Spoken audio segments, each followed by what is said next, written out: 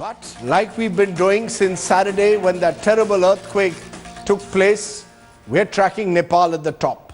Amid the stories of ruin, grief and devastation in that country, today there are tales of miracles that we want to tell you, of survivors who've had the determination and the will to defeat death. We bring you tonight, right at the top, 3 unbelievable stories of 3 men.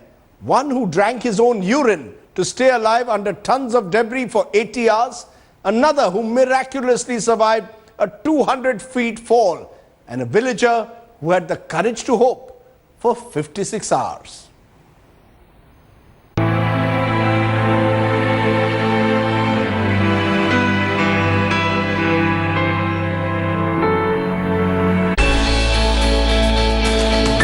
Three stories of grit and determination that have kept hope afloat for relatives of thousands missing in Nepal. Nepalese youth John Casey is among a number of victims rescued by a special unit of the Nepal Army. He was trapped under the debris of Ramjung Resunga Hotel. I feel good also, bad also. Now I'm free and I'm so happy. 17-year-old Krishna Ramtar was on the top of the iconic Dharara Tower in Kathmandu when the earthquake struck. Fell nearly 200 feet as the tower crashed to rubble, but managed to emerge as one of the only survivors. When earthquake was coming there, then I didn't know what has happened. The real story about this person, Krishna Ramtar. If you see, this is Krishna Ramtar. He was standing right here. This is at 200 feet. This is an observation balcony. Now, 17-year-old Krishna was on the 8th floor of the balcony with the family. His entire family was right here. Other members of the family are no more. Rishi Khanal has been pulled out from the debris nearly 80 hours after the earthquake. Lost a leg, but survived the disaster despite no access to food or water. Reportedly by just drinking his own urine. After nearly 80 hours, the patient is alive. He was alone along with the 3 dead bodies in that room. Patient had no where to go to defecate and urinate. Also, he had nothing to eat as well as drink. And finally, this man who dodged death during the Latur earthquake and survived the Nepal disaster as well. भारतीय air force जो है salute to them उन्होंने हमारी बहुत help की खाने की पीने की और सपोर्ट मॉरल सपोर्ट भी दे दिया कि कुछ नहीं होगा. Miracles do happen. Bureau Report, headlines today. Amidst the despair, there are stories of hope. But here's the worry. A mass exodus has now begun in the Nepalese capital of Kathmandu. The fear of an epidemic has made many in a city of over 2.5 lakh people flee the city in the last 48 hours alone. There's also anger on the streets, many people facing logistical nightmares, hospitals running out of medical supplies. Manogya Loiwal has that story.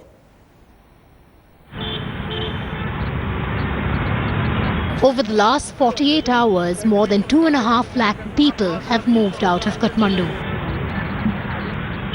The fear of a looming epidemic sparking panic. डर तो ये है कि यहाँ पर अभी बहुत सारे लोग बहुत सारी घरों पर गिरकर फंसे हुए हैं. उनको निकालने में और उनकी लाशों से बहुत बड़ी महामारी फैल सकती है. उसकी भी डर है. But the logistical nightmare has led to confusion and anger on the streets of Nepal. Thousands of people have lined up at bus stands to leave the city ever since dawn. But many still haven't been able to make it out of Kathmandu.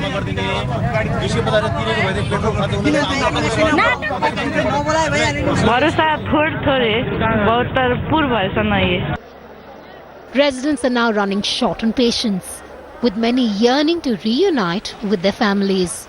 Scuffles breaking out between angry crowds and authorities, with paucity of buses to ferry passengers, forcing the Nepalese riot police to battle the tense situation.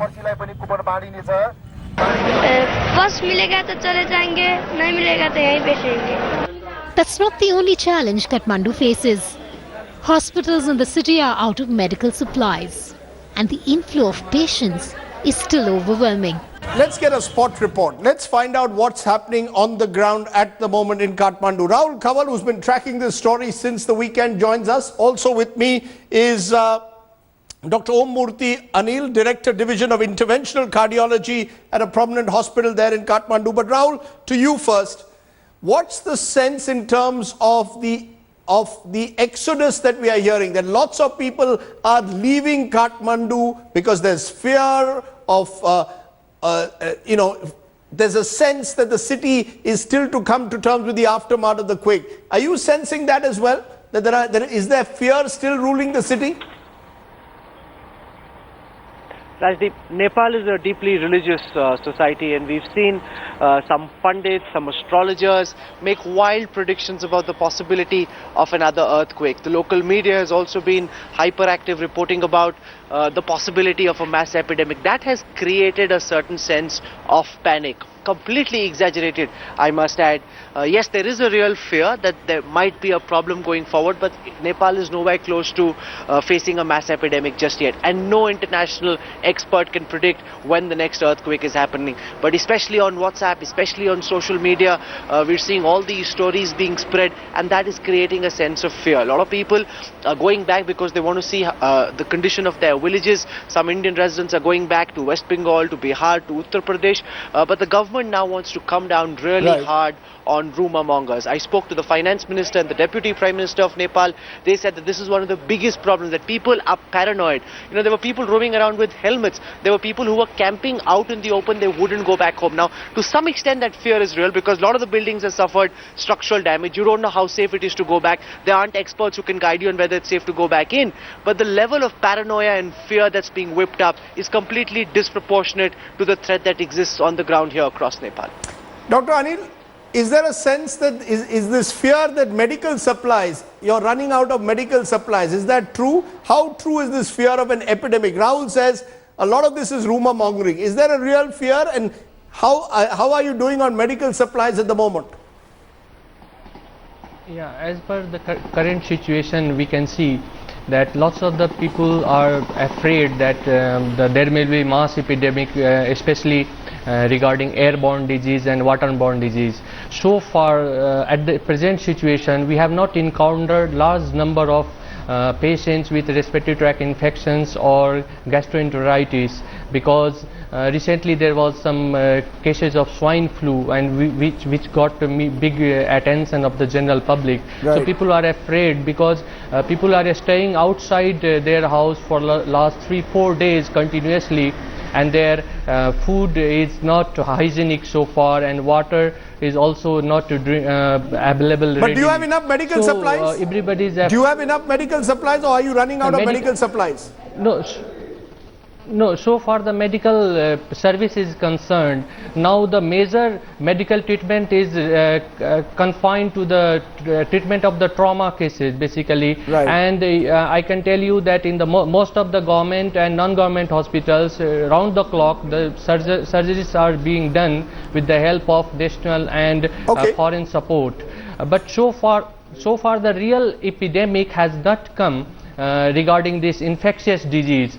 And if there are more than 5,000 inpatient beds available in the Kathmandu, if you include all the government and non-government institutions, but these all people are afraid to go inside the hospital and get admitted. Can I just take that to Rahul? All these hospitals. Can I just take that to Rahul? Rahul, you know what seems to be coming out is that the system is getting stretched.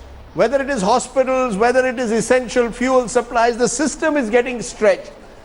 How much longer is it going to take before any sense of normalcy is going to return to Nepal? Is there a sense that this is going to be a long, drawn-out battle there?